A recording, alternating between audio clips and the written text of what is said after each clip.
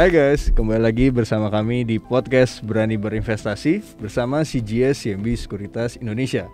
Kali ini saya Kevin Juwido Huta Barat dan partner saya pada hari ini adalah Fanny Soerman. Nah, kita mau ngomongin apa? Tentunya kita lagi ngomongin sesuatu yang lagi hot-hotnya, yaitu adalah harga BBM direncanakan naik. Bagusnya lirik saham apa ya? Nah, tentunya teman-teman stay tune terus. Dan mungkin saat ini saya mau nyapa dulu Fanny Soerman. Halo Fanny. Halo Kev. Ya, gimana kabarnya Fanny? Baik-baik. Dan baik ya? Dan pastinya semoga Kevin juga dalam kondisi yang baik dan juga sehat pastinya ya. Dan teman-teman yang ngikutin podcast kita juga ini dalam kondisi yang baik dan juga sehat ya. Ya. Harapannya seperti itu ya Van ya. Dan kita terus happy ya. Walaupun memang kita tahu bahwa di tengah ketidakpastian ya, tentunya kita tetap berjalan dengan sebaik mungkin, sehat mungkin, dan tentunya ya kedepannya smooth lah ya, mudah-mudahan gitu harapannya. Nah Van, kita mungkin akan membahas materi ini lebih dalam ya, karena kita tahu bahwa terakhir kalau kita lihat berita di Kontan 24 Agustus tahun 2022 khususnya, ini ada isu bahwa Pertalite akan naik nih jadi Rp10.000. Artinya ini terjadi kenaikan 30,7% dari harga yang sekarang yaitu di Rp7.650. Nah, kira-kira nih Van, tanggapannya Fanny mengenai berita tersebut gimana nih Van? Silakan Van. Thank you banget nih. Nah teman-teman sebelum saya jawab pertanyaan Kevin ya, jadi kita nih syuting podcast ini di tanggal 30 Agustus, jadi kita belum tahu nih ya ada kenaikan seberapa besar gitu ya. Tapi kalau nanti teman-teman pas nonton udah naik ketahuan berapa ya udah ya. Nah tapi ini kita spill dulu nih ya teman-teman ya. Jadi memang Bapak Presiden Jokowi ini sudah mengatakan nih bahwa pemerintah ingin menaikkan harga Pertalite gitu ya. Cuma memang sampai dengan sekarang ini belum ada detail gitu kira-kira mau naiknya ini berapa persen gitu ya. Ini yang masih dibicarakan. Dan kembali lagi sebenarnya kenapa kayaknya kok agak ditunda-tunda mungkin kesannya gitu karena udah agak lama juga nih sebenarnya berita bahwa Pertalite mau dinaikkan ya. Jadi salah satunya sebenarnya nih pemerintah juga menjaga gitu ya supaya daya beli masyarakat ini tetap stabil gitu ya. Jadi makanya dihitung dulu benar-benar gitu ya untuk kenaikan ini supaya nggak terlalu menggerus daya beli masyarakat. Gitu sih. Nah kemudian kenapa juga kita bahas karena sebenarnya ini mau nggak mau dalam jangka waktu dekat pasti akan diumumkan karena untuk budget subsidi solar dan Pertalite ya ini akan habis di bulan Oktober tahun 2022 nih gitu. Oke, Van. Nah menarik juga teman-teman Bapak Ibu kalau kita perhatikan tadi Fanny sempat meng-highlight APBN. Nah kalau kita berandai-andai nih, seandainya nih Van, ternyata tidak jadi dinaikkan harga dari BBM Pertalite ya, jadi tidak dijadikan dinaikkan ya. Nah berapa dana yang harus dilakukan oleh pemerintah, dalam arti penambahannya berapa, lalu juga apakah ini menjadi efek negatif buat belanja pemerintah, karena kan mau nggak mau dia naikin subsidinya ya kan, supaya karena kita tahu bahwa pemerintah misalkan ketok palu tidak jadi dinaikkan. Nah ini gimana tanggapan Fanny? Oke, nah sebelum menjawab itu nih saya mau share dulu ke teman-teman ya. Jadi kenapa sih harus naik? Nah ini teman-teman harus lihat dulu nih gap harga ya antara harga di real market gitu ya dengan harga jual ecer. Itu untuk Pertalite ini kurang lebih tuh gapnya sekitar 47,1%.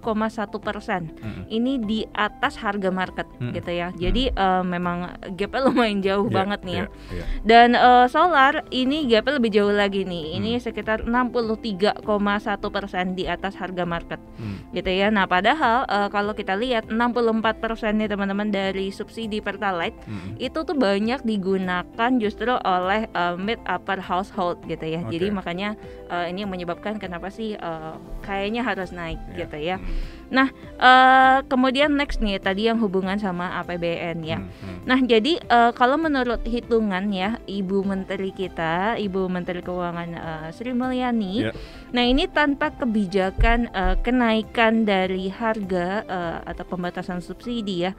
Nah maka anggaran subsidi energi dan kompensasi ini bisa bertambah sekitar 198 triliun rupiah nih. Nah padahal yang disetujui DPR itu tuh kurang lebih hanya 502 triliun rupiah gitu ya. Jadi artinya kalau misalkan memang akhirnya nggak dinaikkan, nah ini harus minta persetujuan DPR lagi, kira-kira gitu. Oke, jadi ini agak repot juga ya. Yep. Kalau kita lihat kalau ini terjadi tidak dinaikkan, ya mau nggak mau nanti dalam tanda kutip tidak dinaikkan dari BBM-nya, mau nggak mau salah satunya harus naikin biaya subsidinya. Dan biaya subsidinya itu harus ada kerjasama antara pemerintah dan DPR, mereka harus rapat lagi ya. Karena tentunya yang sudah diketok palu itu sebesar 502 triliun rupiah Evan ya. Jadi mau nggak mau nih pemerintah harus rapat lagi dengan pihak DPR supaya menyetujui penambahan yang terbaru lagi ya. Karena kita tahu bahwa harga minyak juga kan lagi naik-naik juga Evan ya. Seperti itu Evan ya. Iya benar banget nih. Jadi kalau misalkan memang beban subsidinya itu udah melebihi gitu ya dari target yang ditentukan, nah maka ini bisa kemungkinan justru akan ditaruh di budget tahun depan gitu ya. Yang pasti ini akan membebani APBN di tahun 2023 gitu. Nah mungkin itu sih. Jadi makanya kita lihat aja nih nanti kalau misalkan ada kenaikan, naiknya berapa persen seperti itu ya. Oke Van. Nah itu kan tadi cashnya kalau ternyata subsidinya dalam arti harga BBM Pertalite ini tidak dinaikkan, mau nggak mau subsidinya dinaikkan. Nah sekarang kita asumsikan yang berbeda. Kalau ternyata harga Pertalite-nya naik, nah biasanya kan kalau harga Pertalite naik, BBM naik kan ini juga berpengaruh terhadap potensi dari harga pangan. Ini bakal naik. Nah kalau harga pangan naik berarti kan kemungkinan inflasi juga akan naik. Nah kira-kira nih kalau nanti ternyata naik ya harga BBM-nya dan diikuti oleh harga pangan, berapa persen sih inflasi atau berapa bips atau persentase yang sebenarnya terjadi kalau itu asumsi bahwa BBM naik tuh? Oke. Nah, jadi emang benar banget nih teman-teman. Kalau misalkan BBM naik ya, by historical ini pasti akan ada kenaikan inflasi. Nah, menurut perhitungan dari ekonom kami ya di CGS-CIMB, jadi setiap ada kenaikan 10% di Pertalite ya, maka ini ada potensi kenaikan inflasi sebesar 130 bips. Jadi andai-andai aja nih kalau misalkan betul dinaikin jadi 10.000 gitu ya, yang naiknya tadi sekitar 30%. Nah, berarti ini ada potensi kenaikan inflasi itu sekitar 390 bips gitu. Wow, ini gede sekali ya. Ya. Lumayan. Ya, gede sekali karena kita tahu bahwa inflasi kita kan masih under 5% ya terakhir, dan kita harus nunggu nanti rilis dari inflasi di tanggal 1 September. Nah, jadi ini luar biasa ya kenaikannya, dan memang kalau benar nih nanti naiknya Pertalite 30% ya tadi yang sudah diutarakan oleh Fanny ya, bahwa kenaikannya juga cukup luar biasa, itu sampai 390 basis poin. Nah, apalagi nih Van yang kita bisa lihat seperti itu? Dan sebenarnya ini udah bisa kita lihat ya potensi dinaikkan. Ini pertama dari segi Bank Indonesia udah naikin suku bunga duluan.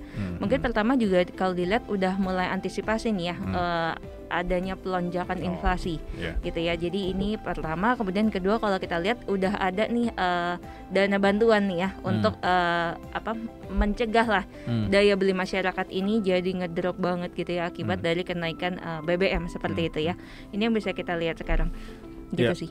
Ya makanya kemarin tuh kalau di minggu lalu ya kalau memang lihat kita publikasi dari Bank Indonesia itu sebenarnya di luar dari ekspektasi pelaku pasar ya. Jadi kalau teman-teman perhatikan mungkin teman-teman cek di media massa, itu suku bunga Bank Indonesia di bulan Agustus ini sebenarnya diprediksikan tidak naik, masih tetap di 3,5%. Lalu ternyata pas pengumuman ini malah ada di minggu lalu juga malah kaget pelaku pasar ya, karena naiknya 25 basis point, dan which is sebenarnya rencananya 25 basis point itu akan dinaikkan next month gitu ya. Tapi sudah dinaikkan, dan mungkin ini juga Bank Indonesia punya pemikiran yang lain bahwasanya kepastian dari kenaikan Pertalite ini mungkin saja bisa terjadi seperti itu, makanya mereka duluan untuk menaikkan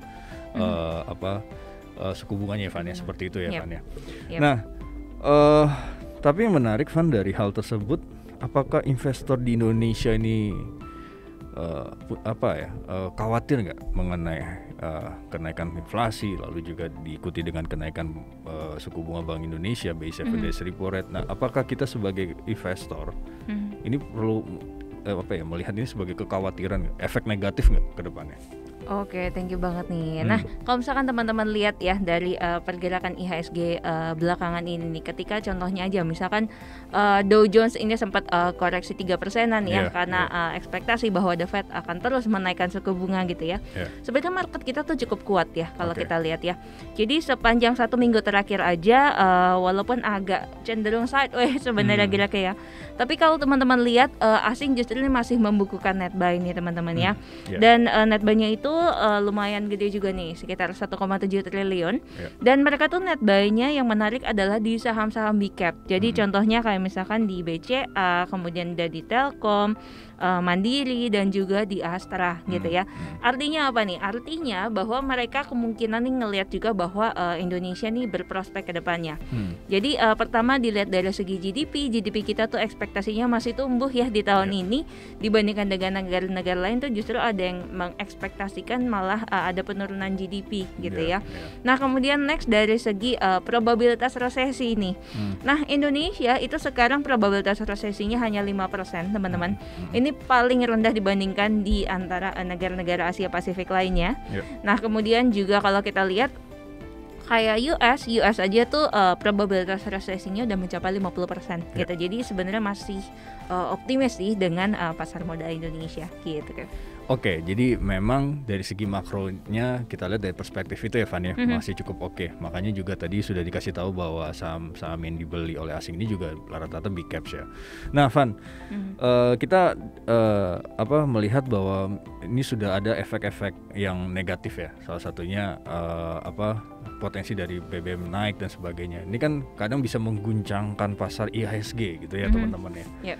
Nah, kira-kira bisa dikasih tahu nggak saham-saham apa yang menarik untuk bisa teman-teman lihat nih yang mendengarkan podcast kita ini di tengah sentimen-sentimen negatif nih next month nih di bulan September.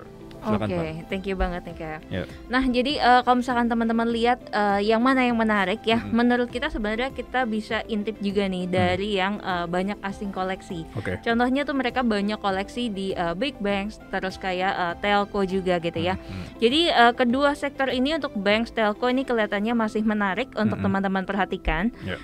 Picks untuk telco ini ada di Excel dan juga di Telkom, sedangkan untuk di banks ini kita suka Mandiri, BCA dan juga BBNI. Oke, jadi itu ya teman-teman Bapak Ibu yang bisa kita watch ya, yaitu tadi saya sudah kasih tahu Telkom, yaitu di sektor Telkom ada Excel, ada TLKM, khususnya Fanny tadi yang kasih tahu sih, bukan saya. Tapi saya lanjutin aja. Yang lalu juga ada banks, itu ada BCA, Bank Mandiri dan BBNI. Mungkin itu aja Evan ya yang kita bisa share untuk pada hari ini. Semoga ini juga bisa bermanfaat bagi teman-teman Bapak Ibu semua. Thank you banget untuk penjelasannya, sharing-sharingnya Van, dan sampai jumpa pada podcast next-nya ya. Oke. Nah, gimana guys? Seru nggak obrolan kita, saya maupun Fanny mengenai harga BBM ya? Nah, semoga ini juga bisa bermanfaat buat teman-teman, bagi Bapak Ibu juga yang mendengarkan podcast Berani Berinvestasi pada saat ini. Sampai jumpa pada podcast Berani Berinvestasi selanjutnya. Dan tentunya Bapak Ibu, kita tidak malas-malasnya untuk memberikan informasi untuk pegangan buat Bapak Ibu untuk investasi. Tentunya bagi teman-teman yang belum investasi, silakan join bersama kami di CJ CIMB Sekuritas Indonesia. Karena kalau tidak sekarang, mulai kapan lagi? See ya. Bye.